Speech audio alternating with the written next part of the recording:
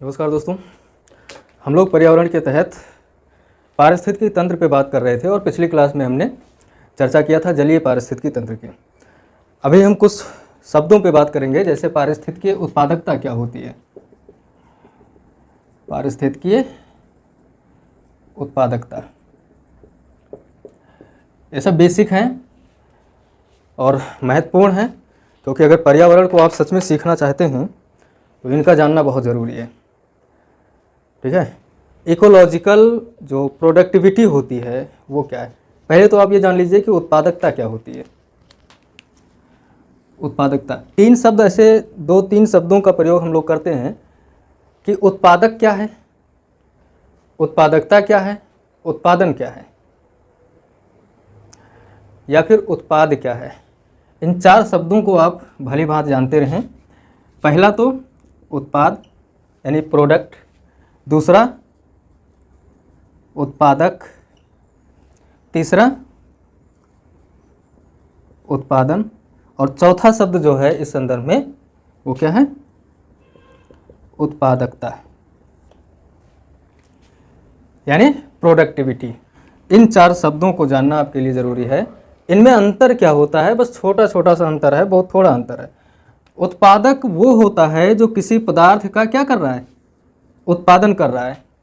उत्पादक कौन है, जो किसी पदार्थ का उत्पादन कर रहा है, किसी पदार्थ का उत्पादन करने वाला। ठीक, किसी भी पदार्थ का अगर उत्पादन कर रहा है कोई भी, तो वो कौन होगा, उत्पादक होगा। उसी को बोलेंगे प्रोड्यूसर। ठीक है, उत्पादक यानी वो किसी पदार्थ का या किसी वस्तु का क्या कर रहा है, उत्पादन कर रहा है, यानी उसको बना रहा है। आप ऐसे एग्जाम्पल समझ लीजिए कि अगर कोई किसान है और वो सब्जी पैदा कर रहा है अपने खेतों में, तो फिर जो सब्जी है वो क्या है, उत्पाद है। ठीक है, सब्जी क्या है, उत्पाद है। उत्पाद का अर्थ हो गया वो वस्तु या पदार्थ जिसका उत्पादन हो रहा है, वस्तु या पदार्थ। इसका उत्पादन करने वाला यानी वस्तु या पदार्थ का उत्पादन करने वाला, इसको पैदा करने वाला या बनाने वाला क्या कहलाता है, उत्पादक कहलाता है। और जो प्रक्रिया है इसको, यानी किसी उत्पाद को बनाने या उसे पैदा करने की जो प्रक्रिया है वो क्या कहलाती है, उत्पादन कहलाती है। क्या, उत्पादन। ये चीज अब कितनी क्षमता है उस वस्तु को उत्पादित करने की। मान लीजिए कोई मशीन है और उस मशीन से कोई विशेष प्रोडक्ट तैयार हो रहा है, कोई उत्पाद उत्पादित किया जा रहा है, बनाया जा रहा है, तो उस मशीन की कोई कार्य क्षमता होगी ना, कि भाई इससे ज़्यादा उत्पादन ये नहीं कर सकता है। तो जो उसकी क्षमता है वो क्या है, वही उत्पादकता है। तो उत्पादक क्या होगा, किसी पदार्थ का उत्पादन करने वाला उत्पादक है। उत्पाद क्या है, वस्तु या पदार्थ जिसका उत्पादन हो रहा है। उत्पादन क्या है, वो प्रक्रिया है। उत्पादन एक प्रक्रिया है। ठीक, और उत्पादकता क्या है, वस्तु या पदार्थ को उत्पादित करने की क्षमता।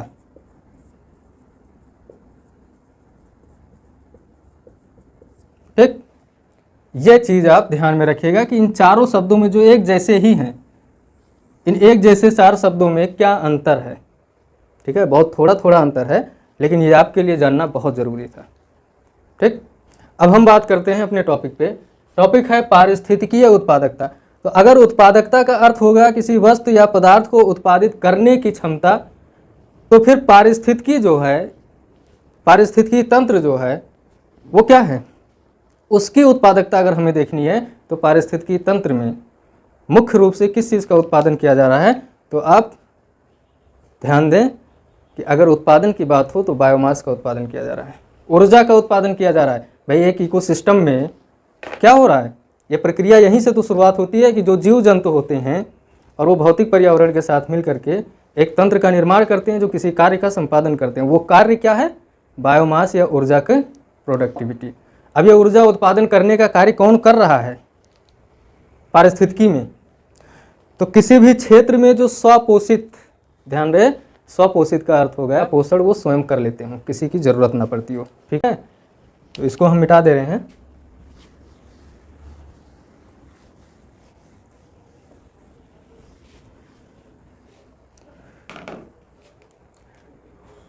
तो ध्यान रखिएगा, किसी क्षेत्र में स्वपोषित, अब स्वपोषित होंगे कौन? जो स्वयं पोषण, अपना पोषण स्वयं करते हो, जिन्हें किसी की सहयोग की जरूरत ना हो, उन्हें ही क्या कहेंगे? स्वपोषित कहेंगे। स्वपोषित प्राथमिक उत्पादक, यानी जो प्राथमिक उत्पादक होते हैं वही स्वपोषित होते भी हैं। स्वपोषित प्राथमिक उत्पादक, अब ये कौन से होंगे? जैसे पेड़ पौधे हैं, पेड़ पौधे, वनस्पतियां, यही सब तो प्राथमिक उत्पादक होंगे। अब ये प्राथमिक उत्पादक कैसे हैं? अरे भाई, सूर्य से प्रकाश लेना, मृदा से खनिज पदार्थों को लेकर के ये भोजन बनाते हैं। भोजन का मतलब होगा कि अपनी ज़रूरतों को पूरा करते हैं और साथ में आपके लिए, शाकाहारी जीव जंतुओं के लिए क्या करते हैं? बायोमास का निर्माण करते हैं, ऊर्जा तैयार करते हैं। अब पता लगी गई बकरी और ढेर सारी घास चर ली, तो वो घास जो थी वो क्या है? प्राथमिक उत्पादक है। उसने प्रकाश संश्लेषण के माध्यम से अपना खाना तैयार किया था। वो उनका पोषण करने के लिए किसी की ज़रूरत नहीं है, बल्कि वो नेचुरली अपना पोषण कर ले रहे हैं, स्वपोषित हैं, खुद से ही पोषित हैं। वो अपना भी पोषण कर लिया और साथ में कुछ ऊर्जा और बायोमास को संचित करके रखे हैं, जिसका उपभोग कौन कर रहा है? प्राथमिक उपभोक्ता कर रहा है, यानी जो शाकाहारी जीव जंतु। अब उनका उपभोग कौन करेगा? जो मांसाहारी जीव जंतु होंगे। ठीक है, तो किसी क्षेत्र में स्वपोषित प्राथमिक उत्पादक यानी पेड़ पौधे, इनके द्वारा क्या किया जा रहा है? प्रति इकाई सतह में इनके द्वारा प्रति इकाई सतह, सतह का मतलब होगा वो क्षेत्र जहाँ पे ये प्राथमिक उत्पादक हैं। ठीक है, उस सरफेस की बात की जा रही है। तो प्रति इकाई सतह में, प्रति इकाई समय में, ठीक है, प्रति इकाई सतह में और प्रति इकाई समय में, यानी एक निश्चित क्षेत्रफल होना चाहिए। 1 वर्ग सेंटीमीटर ले लें चाहे आप, और चाहे आप 1 मीटर, 1 वर्ग मीटर ले लें। एक निश्चित क्षेत्रफल होना चाहिए और एक निश्चित समय होना चाहिए। समय भी आप निर्धारित करें। अगर उत्पादकता जाननी है कि किसी क्षेत्र में, भाई इको जो सिस्टम है वो किसी क्षेत्र का होगा, अब उस क्षेत्र की उत्पादकता जाननी है हमें। पारिस्थितिकी उत्पादकता जानने का अर्थ होगा कि जिस क्षेत्र की पारिस्थितिकी है उसी क्षेत्र की उत्पादकता ज्ञात करनी है। और उत्पादक का कार्य कौन कर रहा है? जो उत्पादक का कार्य कर रहा है हमें उसी के बारे में जानना होगा, उसी की क्षमता को देखनी है। मैंने सबसे पहले यही आपको बताया कि उत्पादकता का अर्थ होगा कि उत्पादन करने की क्षमता। तो अगर किसी पारिस्थितिकी तंत्र में जो उत्पादक हैं, उत्पादक कौन है? पेड़ पौधे हैं, प्राथमिक उत्पादक। अब इन पेड़ पौधों का किसी क्षेत्र में, किसी निश्चित जगह में, एक निश्चित समय में कितना प्रोडक्टिविटी ये दे सकते हैं? किस चीज़ का? बायोमास का, यानी ऊर्जा का।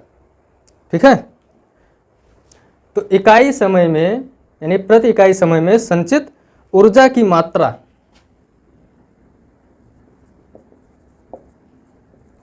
संचित ऊर्जा की मात्रा क्या कहलाती है? पारिस्थितिकीय उत्पादकता कहलाती है। ठीक है, इकोलॉजिकल प्रोडक्टिविटी कहलाती है। मान लीजिए 1 वर्ग सेंटीमीटर का क्षेत्र है। ठीक है, 1 वर्ग सेंटीमीटर का क्षेत्र है और इसमें समय भी निर्धारित कर लीजिए कि 1 वर्ष या 1 महीने आप निर्धारित कर लें। 1 महीने में 1 वर्ग सेंटीमीटर में जो वनस्पति है वो कितनी ज़्यादा बायोमास या ऊर्जा को संचित कर पाएगी, यही उस जगह की, उस पारिस्थितिकी तंत्र की क्या होगी? उत्पादकता होगी। अब 1 वर्ग सेंटीमीटर से आप उस पूरे पारिस्थितिकी तंत्र को आप कैलकुलेट कर सकते हैं, जितना भी उसका क्षेत्रफल हो। ठीक, इस चीज़ को आप विशेष रूप से ध्यान रखिएगा। अब अगर बात की जाए कि इसकी उत्पादकता अगर कम होगी कि ज़्यादा होगी, ये किस पे निर्भर करेगा? भाई कम ज़्यादा हो सकती है। भाई किसी क्षेत्र में बहुत सारी घासें उग सकती हैं अगर क्षेत्र बढ़िया है, अच्छी जलवायु है। तो कोई ऐसा भी क्षेत्र होगा, मरुस्थलीय क्षेत्र है, जहाँ पे धूल भरी आंधियाँ चलती है, तो वहाँ पे बायोमास या फिर ऊर्जा कितना ज़्यादा इकट्ठा कर पाएगा? वहाँ की जो इकोसिस्टम है नहीं कर पाएगा, क्योंकि प्राथमिक उत्पादक ही नहीं है वहाँ पे बहुत ज़्यादा। तो फिर अगर बात कभी आए कि जो पारिस्थितिकी तंत्र है इसकी उत्पादकता को प्रभावित करने वाले कारकों की, कि कौन से कारक हैं जो प्रभावित करेंगे इसकी उत्पादकता को, तो सबसे पहली बात जो है कि सौर ऊर्जा की मात्रा, सौर ऊर्जा की मात्रा। सौर ऊर्जा की मात्रा का सामान्य अर्थ ये हो गया कि वनस्पतियां जो कि प्रकाश संश्लेषण कर से ऊर्जा का निर्माण करती हैं, तो अगर प्रकाश संश्लेषण करती हैं तो उनको सूर्य का प्रकाश चाहिए ही। तो सौर ऊर्जा अगर नहीं मिलेगा, उनको सूर्य का प्रकाश ही नहीं मिल रहा है, तो फिर प्रकाश संश्लेषण कैसे कर पाएंगे? और जब वो प्रकाश संश्लेषण नहीं कर पाएंगे तो फिर ऊर्जा कैसे संचित करेंगे? नहीं कर सकते हैं। दूसरा होगा कि जो हरे पेड़ पौधे हैं, हरे पेड़ पौधों द्वारा सौर ऊर्जा को रासायनिक ऊर्जा में बदलने की क्षमता, रासायनिक ऊर्जा में बदलने की क्षमता, ये दो कारक ऐसे हैं जो किसी भी पारिस्थितिकी तंत्र की उत्पादकता को प्रभावित कर सकते हैं।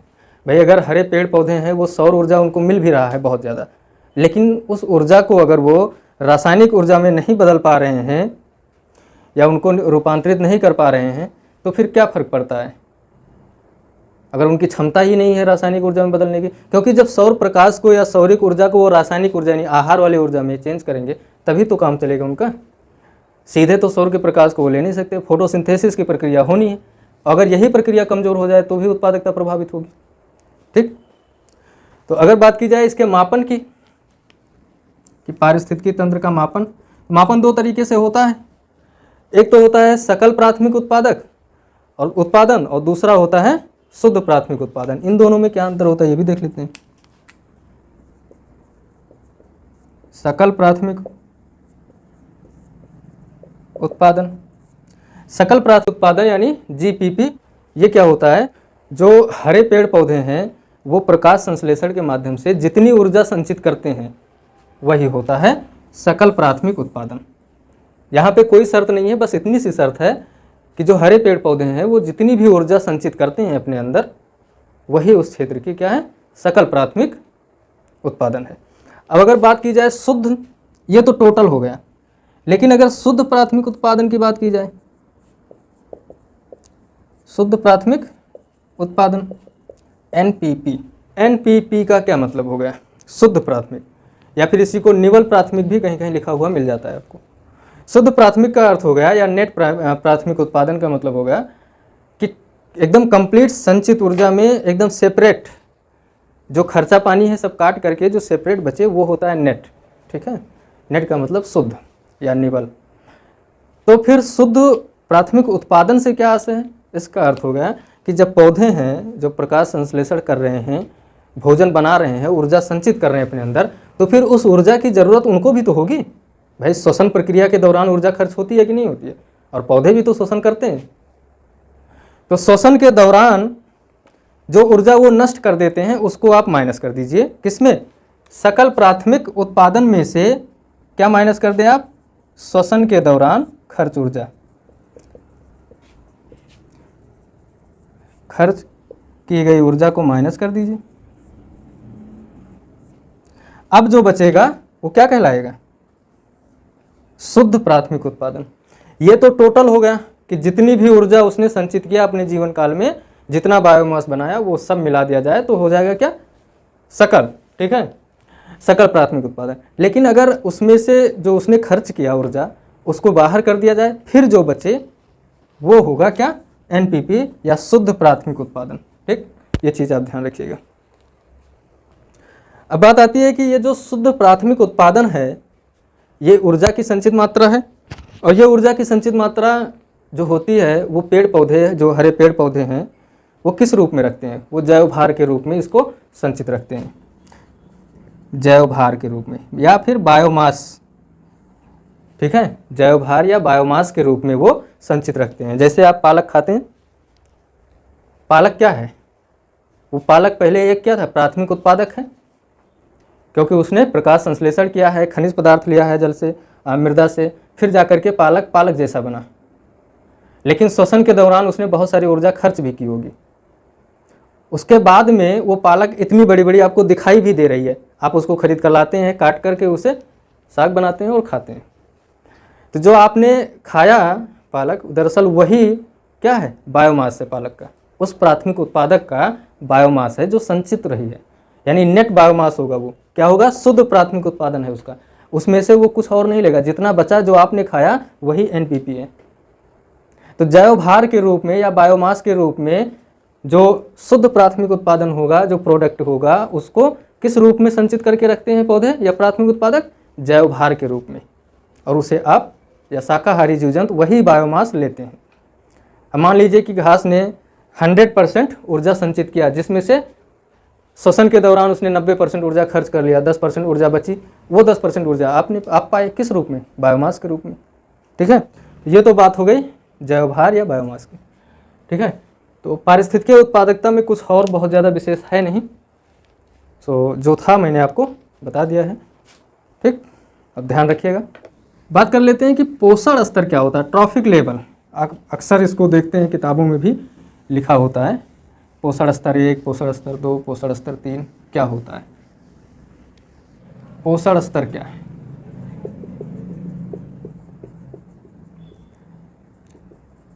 या ट्रॉफिक लेवल। पारिस्थितिकी तंत्र में या पर्यावरण में जो पोषण स्तर होता है वो प्राथमिक उत्पादक से लेकर के और जो अंतिम उपभोक्ता होता है, जो शीर्ष या उच्च उपभोक्ता होता है, उन्हीं का एक स्तर में बांटा जाता है, उन्हीं का स्तरीकरण किया जाता है, उसी को बोलते हैं ट्रॉफिक लेवल। ठीक है, पोषण स्तर। तो अगर पोषण स्तर देखा जाए तो अब याद रखिएगा इस चीज़ को, पोषण स्तर 1 में कौन शामिल होगा, पोषण स्तर 2, पोषण स्तर 3, पोषण स्तर 4, ऐसे 4 या 5 पोषण स्तर में बांटा जाता है। पोषण स्तर 1 जो पारिस्थितिकी तंत्र में है वो क्या है भाई? सबसे पहले कौन आता है इकोसिस्टम में? उत्पादक सबसे महत्वपूर्ण होते हैं। ठीक है, और पारिस्थितिकी तंत्र में सबसे पहला जो शब्द आप प्रयोग करते हैं उस इकोसिस्टम में जहाँ से एनर्जी की सप्लाई हो रही है, या जो इकोसिस्टम में शुरुआती बिंदु होता है वो होता है उत्पादक की, जिन्हें स्वपोषी भी कहते हैं।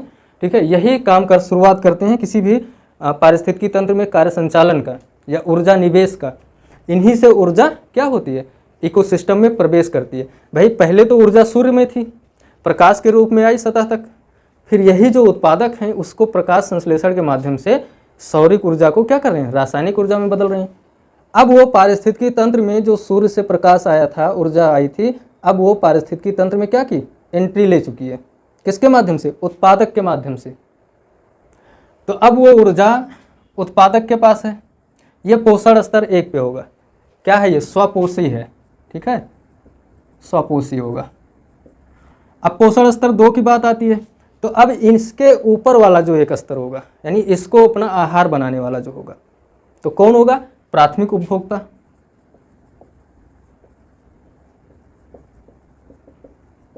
प्राथमिक उपभोक्ता यानी जो शाकाहारी होते हैं। मैंने जैविक घटकों में इन सब पे बात किया है आपके साथ। फिर पोषण स्तर 3 पे कौन होगा? अगर ये प्राथमिक उपभोक्ता है तो द्वितीयक उपभोक्ता आएगा। द्वितीयक उपभोक्ता का अर्थ हो गया जो मांसाहारी है और शाकाहारी दोनों है। ठीक है, यानी ये प्राथमिक उपभोक्ता को भी अपना आहार बना लेगा, जैसे जो मांसाहारी जीव हैं, जैसे भेड़िया है, लकड़बग्घा है, ये सब क्या करेंगे? मानव है, ये प्राथमिक उपभोक्ता यानी जो बकरी है, हिरन है, इन सबको भी अपना आहार बना लेते हैं। कुत्ते हैं, बिल्ली हैं, बिल्ली देखते हैं दूध पा जाए तो उसको भी चट कर ले, अगर चूहा पा जाए तो उसको भी चट कर ले, वो भी शाकाहारी और मांसाहारी दोनों प्रकृति की है। मानव है, ये भी शाकाहारी मांसाहारी दोनों प्रकृति का होता है। ये द्वितीयक उपभोक्ता होगा। पोषण स्तर 3 में तृतीयक उपभोक्ता आएगा जो शुद्ध मांसाहारी है, तृतीयक उपभोक्ता। ठीक है, अब हम अक्सर ये बात करेंगे एनर्जी का जो ट्रांसफर हो रहा है, जो बायोमास का। मान लीजिए कि उत्पादक है, इसने कितनी ऊर्जा बनाई अपने अंदर? 100%। ठीक, 100% इसने प्रकाश संश्लेषण किया, खुद का पोषण स्वयं कर रहा है ये, फिर भी 100% तो ऊर्जा बनाएगी ना अपने अंदर।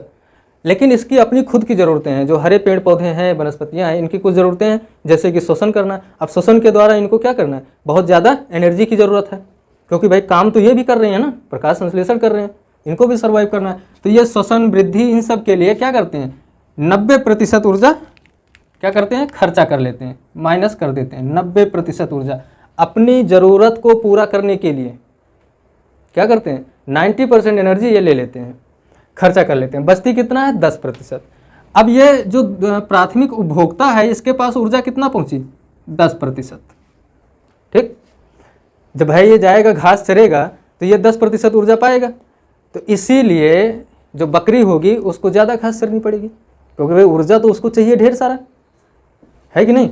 अब एक पौधा अगर 100% ऊर्जा ट्रांसफर कर देता है बकरी को तो कम घास खाना पड़ता है इसको, लेकिन इसको एनर्जी तो 10% मिल रही है, इसलिए इसे ज़्यादा घास खाना पड़ेगा।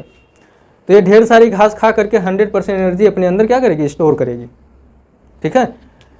लेकिन पता लगा कि बगल में बाघ बैठा है कहीं, ये भी 100% ऊर्जा इकट्ठा कर लेगी ढेर सारी घास खा के, लेकिन आ गया तब तक द्वितीयक उपभोक्ता, उसने बकरी को अपना शिकार बनाया।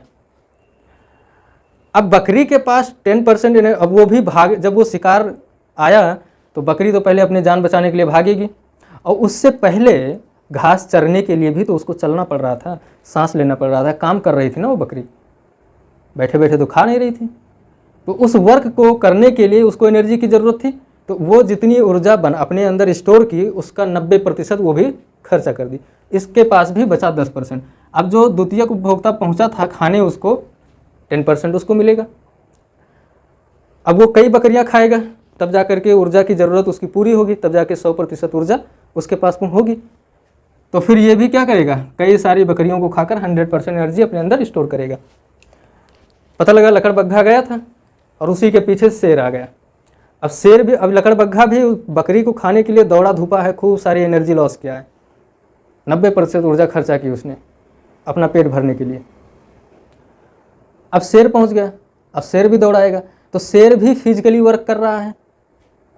अब लकड़बग्घे, एक लकड़बग्घे से तो 10% ऊर्जा इसको मिलेगी, इसे कई सारे लकड़बग्घे चाहिए।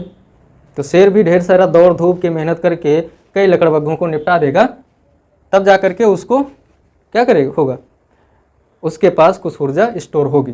तो जो द्वितीयक उपभोक्ता है इससे भी 10% ऊर्जा कहाँ ट्रांसफर होगी, तृतीयक उपभोक्ता के अंदर।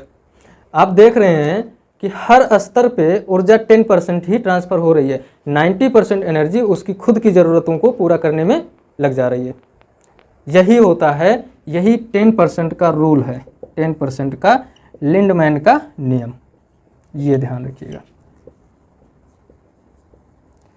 यानी आप कह सकते हैं कि एक पोषण स्तर से दूसरे पोषण स्तर में ऊर्जा की 10% मात्रा ही क्या होती है, स्थानांतरित होती है, और 90% मात्रा उसी पोषण स्तर का जो जीव है वो खर्चा कर लेता है अपनी ज़रूरतों को पूरा करने में, ठीक है। तो लिंडमैन का 10% का रूल आप ध्यान में रखिएगा। यानी 10%, यहाँ 100% एनर्जी थी, यहाँ 10% ट्रांसफ़र हुई, इसका एक यहाँ पे 1% होगी, और इस स्तर पे पहुँचते पहुँचते इस 1% का भी क्या हो जाएगा, 10वां भाग पहुँचेगी, यानी 10% 10%, ठीक। तो ऊर्जा का इस तरीके से क्या हो रहा है, अगले पोषण स्तर पे ट्रांसफ़र हो रहा है। ये आप विशेष रूप से ध्यान रखिएगा, कई बार पीसीएस में प्रश्न पूछा गया है इससे, ठीक है, और आगे भी पूछा जा सकता है। तो आज हम इस क्लास में इतना ही देखेंगे, अगली क्लास में कुछ नए टॉपिक